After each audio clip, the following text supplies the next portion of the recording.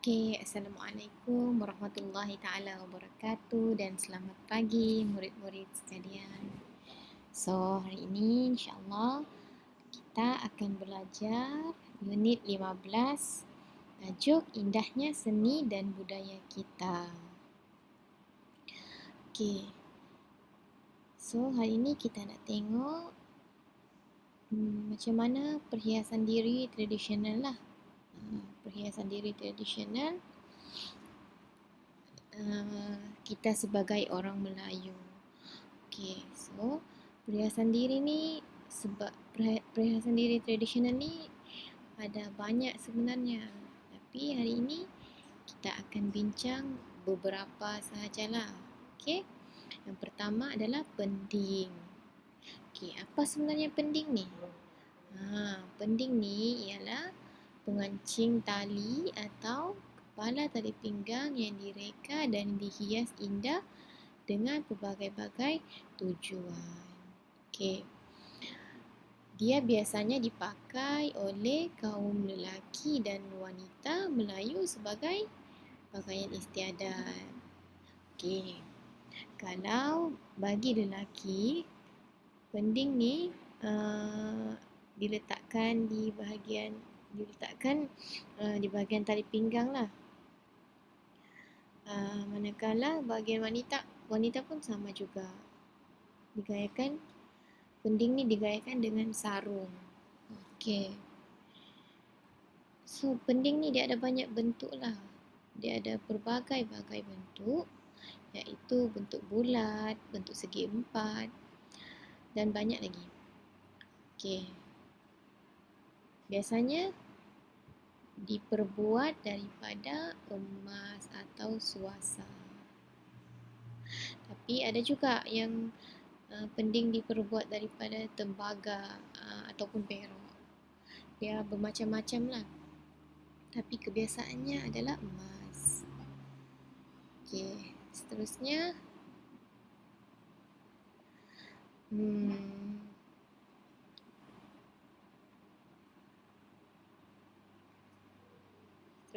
kalung papan dan doko. Okey, doko ni dan kalung papan adalah perhiasan diri yang dikalung di dada sebagai pelengkap gaya. Okey, korang biasa nampak kan?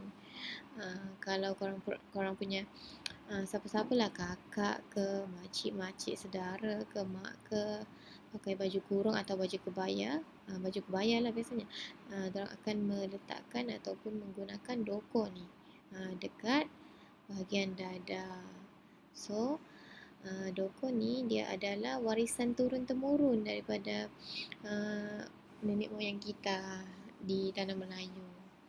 Okey, dia dijadikan sebagai aksesori. Okey, biasanya dia ada tiga tingkat doko ni, ataupun dia ada banyak-banyak bentuk juga. Dia ada pelbagai bentuk yang diperbuat daripada emas, tembaga ataupun logam. Okey. Dia akan digayakan dengan baju kebaya bagi perempuan lah. Okey, kalau lelaki ni tak ada pula.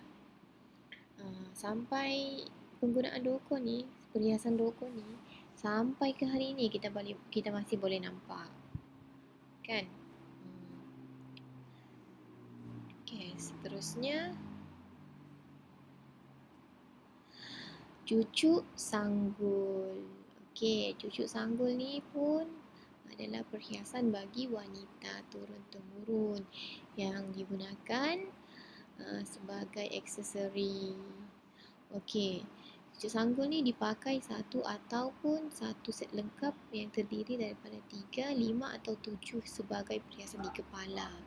Okey, bagi wanita bagi wanita yang memiliki rambut panjang, so penggunaan doko ni dianggap sebagai satu gaya lah, gaya bagi wanita yang untuk rambut panjang. Jadi dia digunakan untuk memegang sehingga rambut panjang mereka dalam sanggul di belakang kepala mereka. Dia akan digunakan dia digunakan untuk memegang sehingga rambut panjang mereka dalam sanggul di belakang kepala mereka. Itulah.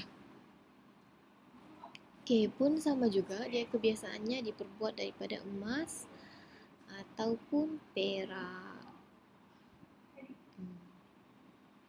Pengantin-pengantin pun biasanya menggunakan perhiasan ini. Okey, seterusnya. Anting-anting. Anting-anting ni dia jenis anting-anting berjurai. Okey, dia merupakan hiasan telinga bagi perempuan. Okay. Dia ada 3 jenis lah. Subang jurai, macam dalam gambar ni yang kamu nampak sekarang ni adalah subang jurai. Kerabu dan sunting malar. Yang ni cikgu tak sertakan lah. Okay. Dia biasanya diperbuat daripada emas dan suasa. Okay, sama juga kebanyakan perhiasan diri tradisional ini diperbuat daripada emas ataupun tembaga. Kita punya nenek moyang dulu kan, memang orang akan buat perhiasan ni guna ni lah, guna emas. Okey, pada zaman dahulu dia dipakai oleh pengantin perempuan ataupun wanita biasalah untuk ke mana? Ke majlis-majlis. Okey, diletak di telinga. Dia banyak bentuk sebenarnya. Dia banyak bentuk lah hiasan ni. Dia ada bentuk permata, bentuk mutiara. Penting semuanya digunakan untuk menggayakan lagi seorang wanita. Okey. Seterusnya gelang kaki dan gelang tangan. Gelang kaki dan gelang tangan ni pun sama juga. Dia bentuk dia hampir sama. Sama. Gelang kaki untuk kaki lah. Kalau gelang tangan dia dipakai di tangan lah. Dia diperbuat daripada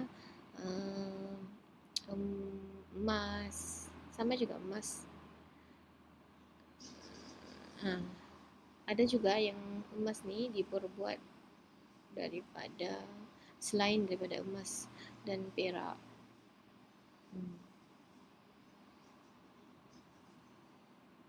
Tapi biasanya emas lah, emas dan perak. Okey, jadi itu adalah contohlah perhiasan diri zaman tradisional yang mana terdapat daripadanya masih dikekalkan sehingga ke hari ini. So, saya harap murid-murid semua dapat melihat gambaran bagaimana orang dulu-dulu berhias. Okey, itu sahaja daripada cikgu. Buat buku aktiviti jilid 2 muka surat 15. Okey, sekian, terima kasih.